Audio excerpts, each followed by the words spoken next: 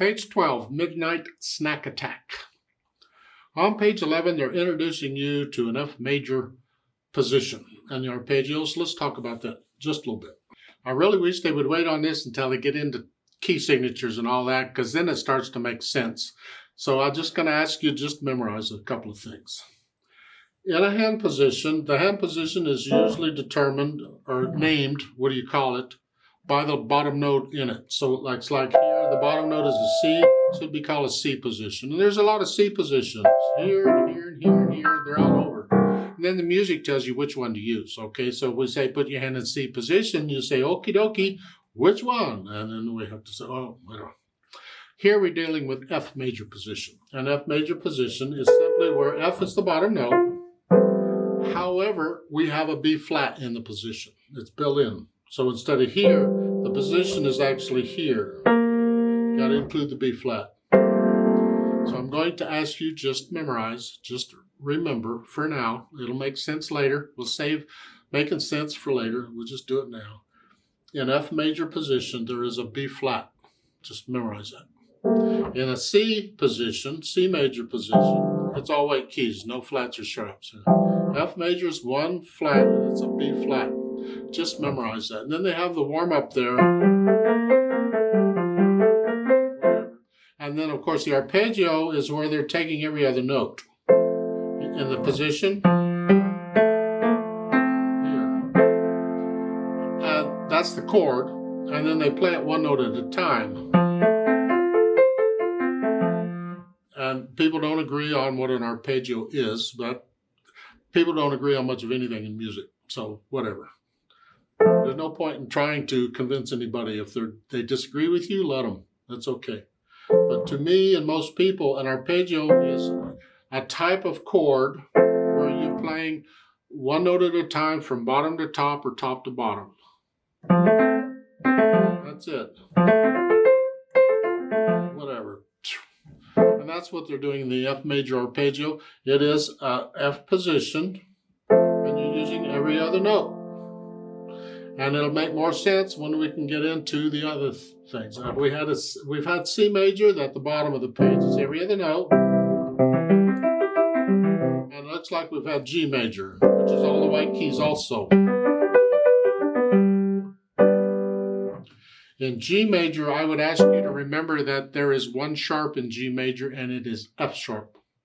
In F major, there's one flat, it is B flat, and it's in the position. But in G major, there's one sharp and an F sharp, but it's not in the G position. It's out of it. But it's still in the key of G major. It'll make more sense later. Just hang on there.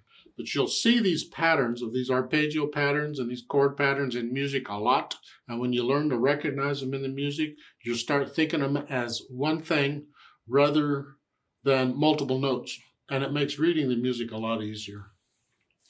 Now at the top of page 12, they have that ad-lib thing where you can improvise in F major if you want. You're simply using the notes in the F major position, and any order, any rhythm, whatever, both hands, one hand, it doesn't matter. It's up to you, whatever. You put them anywhere you want.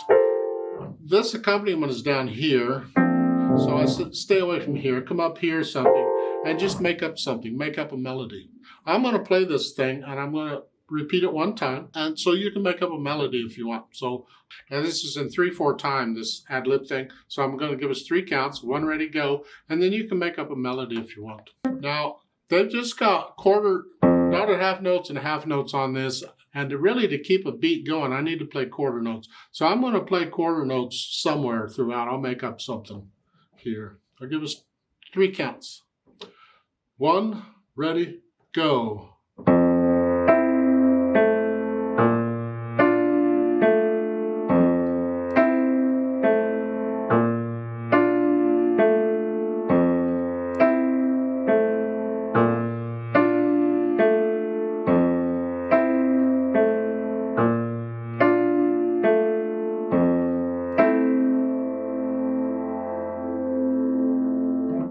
Now let's talk about this attack.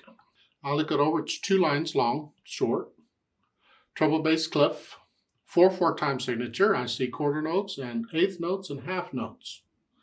The hands, for the most part, are only playing one hand at a time, so I'm going to talk about both hands at the same time.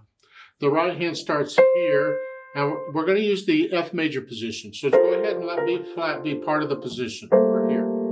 So it's 1, 2, 3, 4. Now, you see that chord? Think of it as an F chord, because the F is the bottom note. And you think of it as one thing, rather than 3 separate notes you got to figure out. It's just an F chord. You'll learn to do it. This is an F chord too, but it's one note at a time. 1, 2, 3, 4. 1 and 2 and 1 and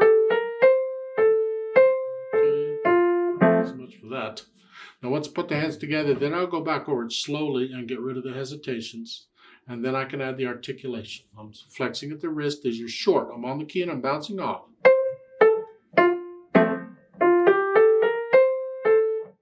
Between measure 2 and 3, I'm lifting up. So like taking a breath. Now the last note, measure 2, is not real short. No, and just lifting up. Lift up. You get the idea? Then I add the dynamics. It's going to be both hands, I think. It's moderately loud, mezzo forte, whatever you think sort of loud is.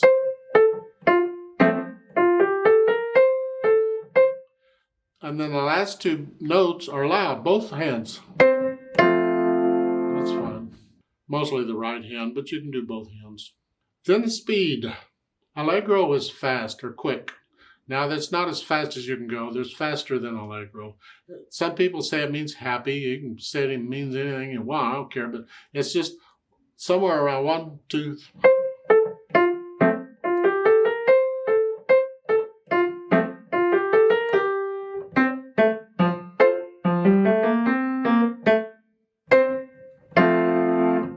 Somewhere in there, 1, 2, that's my Allegro for now.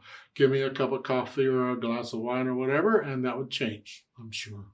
Remember the natural accents. 1, 2, 3, 4. Feel the natural accents all the time as you're playing. I will talk more about interpretation as we go through the book. Right now, I'm just trying to drill in the natural accents thing. Let's play this together slowly and check the notes and the rhythms. Now, this is after you can play it okay. I'd say I'm not doing dynamics, but there really aren't any dynamics, so won't worry about it. I will do the staccatos, and I'll give us 4 counts. 1, 2, ready, go.